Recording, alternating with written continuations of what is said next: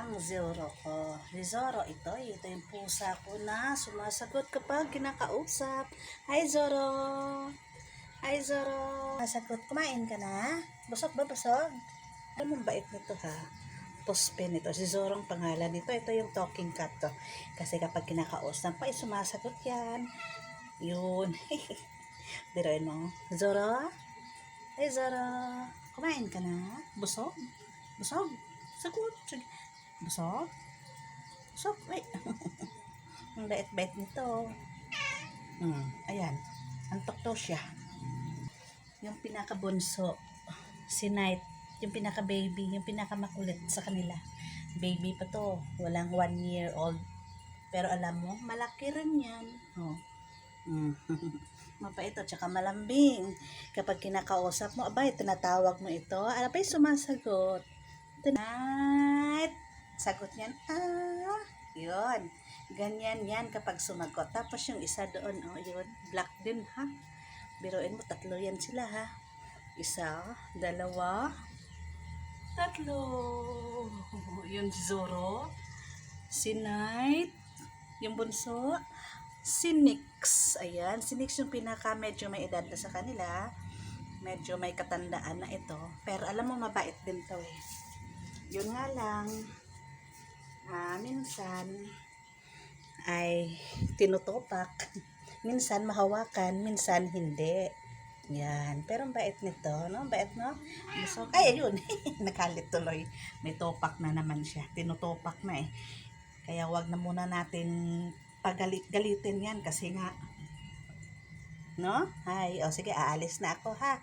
Tinutupak ka na naman eh. Yan, sinundan. Uy, hindi tayo kakain ha. Kakakain lang natin. Mamaya. Mamaya na naman ha. Kakakain lang kayo. Kakakain nyo lang ha. Sige. Orange. Ayan, si Orange. Ayan, Orange. Hello, Orange. OMG ang tawag nito. Ayan, OMG. Postpen din ito. Pero alam mo, lalaki nila. Yan, kasi may secret kami. Ano yung pinapakain namin? Papakita ko yan mamaya. Hello, bait nito. Alam mo, hindi mo na kailangan maghanap pa ng mga pusa na yung may breed. Kasi ang lalambing nito mga puspin. Yung pusang Pinoy ba, ang lalambing nila. Tapos ang babait, masunurin yan ha. Kapag sinabihan mo na, oy, tumahimik. Oy, pasok. Oy, maupo ha. Ayun. Sinusunod ka nila. Ayan, nahiya na, aalis na. Ayaw kasi nilang humarap sa camera. Talaga, super lambing talaga to si Zoro ko. Kahit saan ako pupunta, ay buntot ng buntot yan eh. No? Para bang laging gutom. Ito, nag-aantay naman na bigyan ulit ng pagkain. Mamaya na naman ha. Kakakain mo lang. Matulog ka. Tulog. Sleep na. Sige, sleep na ha. Ito yung tulugan niya yung nakit ko yung pagkain niya. Wag na, mamaya na yan. Taob muna natin. Kasi kakakain niya. Laki-laki niya. Bigat niya kaya yan. Siguro 6 kilos yan. Mabigat yan. No way. Ito yung iba sa amin. Kasi pure white. At saka alam mo may breed. Siamese at saka Persian yata. Mix. Kasi binigay lang sa amin ng pusa ito. Ng neighbor namin. Ang liit-liit pa nito nung binigay siya sa amin. Kasi hindi makakapagpadede yung mama niya. Dahil may sakit. So, dahil neighbor lang naman namin ang may-ari nito, kaya binigay sa amin. Kaya ayan, ganyan na siya. Alam mo, iba yung kulay ng mata nito.